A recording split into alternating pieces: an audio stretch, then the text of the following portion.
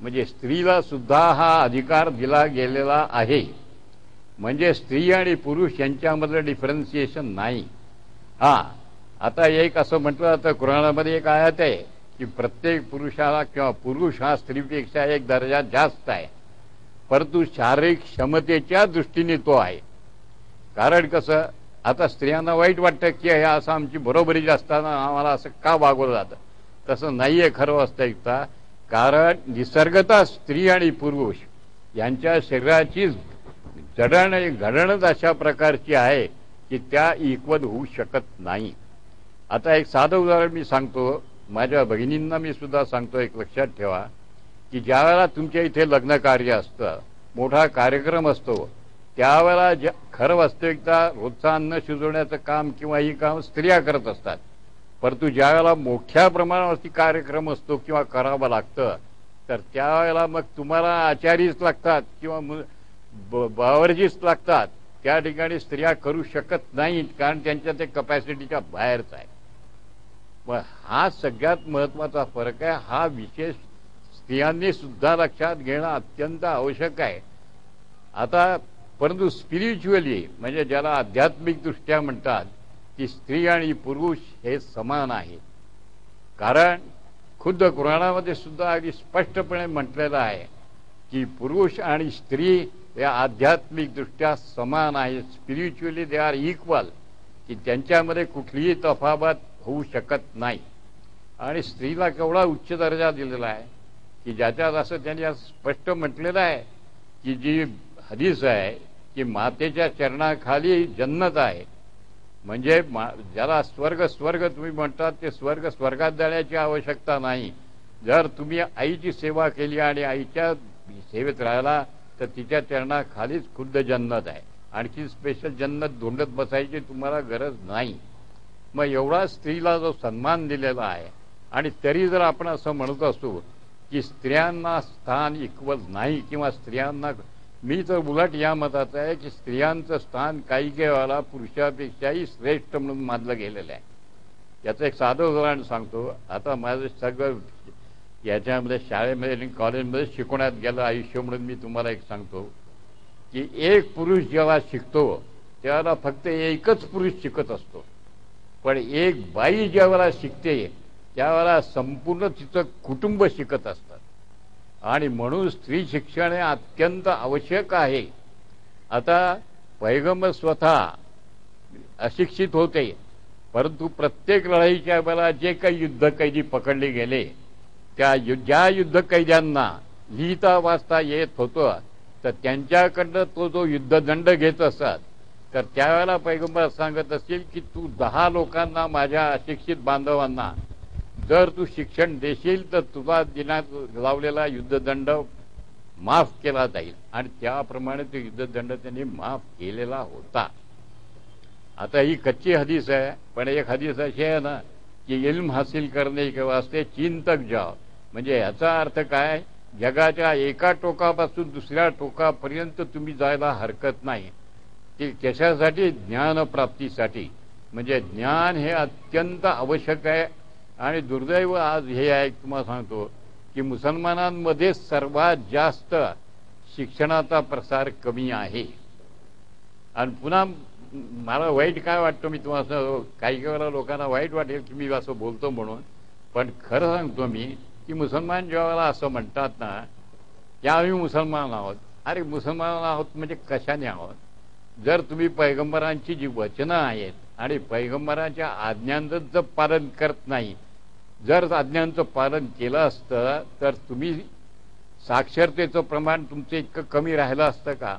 तुम्ही ज्ञानाची प्राप्ती केली असती का नाही, याचा विचार आपण एकदा पुन्हा स्वतः कठोर आत्मपरीक्षण करून केला पाहिजे. आता उदाहरणार्थ मी ज्यावेळेला इस्लामचा अभ्यास करायला लागलो आणि गेले 10 वर्ष ते 11 वर्ष मी अभ्यास करतोय आणि अजूनही करतच राहावं लागणार आहे. कारण की कुराणाचा अभ्यास करताना म्हणजे हे एक लक्षात येतं की एक आयत आपण आत्ताही वाचली होती, हिचा अर्थ असा आपण लावला होता, आपण समजलो होतो. आणि ज्या वेळेला पुढे केव्हा तरी वाचतो तेव्हा वाटतं की अरे नाही, याच्याशिवाय आणखीन याचा डिफरंट अर्थ आहे. म्हणजे याचा अर्थ काय की कंटिन्युअस प्रोसेसही की सातत्याने तुम्हाला अभ्यास करायलाच पाहिजे, तरच तुम्ही या गोष्टी समजू शकतात. आणि खुद्द प्रेषितांचे हदीस आहे ना की कुराणाचं जर तुम्हाला नुसतं जरी तुम्ही वाचन केलं तरी पुण्यकारक आहे, पण ते वाचून जर तुम्ही समजून घेतलं तर जास्त पुण्यकारक आहे. आणि त्याच्याही पेक्षा ते ज्याला येत नाही त्याला समजावून सांगितलं तर ते जास्त पुण्यकारक आहे. म्हणजे एवढी जिथे ज्या ठिकाणी प्रेषितांनी आपल्या समोर जी शिकवण दिलेली आहे, ही शिकवण घेणं न घेणं हे शेवटी आपल्यावर अवलंबून राहणार आहे. आता मगाशी जे किंवा प्रेषितांच्या बाबतीत जे म्हटलं जातं नेहमी की रहमतुल आलमीन, ही सूरा अंबियामधली 107 नंबरची आयत आहे की ज्याच्यात त्यांनी परमेश्वराने असं म्हटलेलं आहे की तुला मी संपूर्ण सृष्टीसाठी दया म्हणून पाठविलेला आहे. परंतु महत्त्वाची गोष्ट ही आहे, खुद्द कुराण याची साक्ष देतं की म्हणजे प्रेषित जे आहेत या प्रेषितांना एका विशिष्ट हेतूंनीच या ठिकाणी पाठवलेलं आहे. आणि त्याच्यासाठी ज्याला खरोखरीच इंटरेस्ट असेल त्याने सूरा अहझाब म्हणून जी आहे 33 नंबरची, त्याच्यामधली 45 नंबरची आयत आणि 46 नंबरची आयत वाचून पहा. त्याच्यामध्ये त्यांनी 3 शब्द महत्त्वाचे घातलेले आहे की पैगंबर किंवा प्रेषितांविषयी त्यांनी मुबश्शिर, त्याच्यानंतर शाहीद, आणि तिसरं म्हणजे हे म्हटलेलं आहे. आणि त्याच्याही पेक्षा पुढच्या आयतीमध्ये 46 मध्ये यांनी काय म्हटलेलं आहे तर त्यांचा उल्लेख हा सिराजा मुनीर असं म्हटलेला आहे. म्हणजे संपूर्ण मानव जातीला मार्गदर्शक अशा प्रकारचा हा दीप पेटवलेला आहे किंवा उज्ज्वल दीप तुमच्या समोर ठेवलेला आहे. आणि ह्या उज्ज्वल दीपाच्या मार्गाने जर तुम्ही जाल तर तुम्ही कधीच मार्ग चुकणार नाही.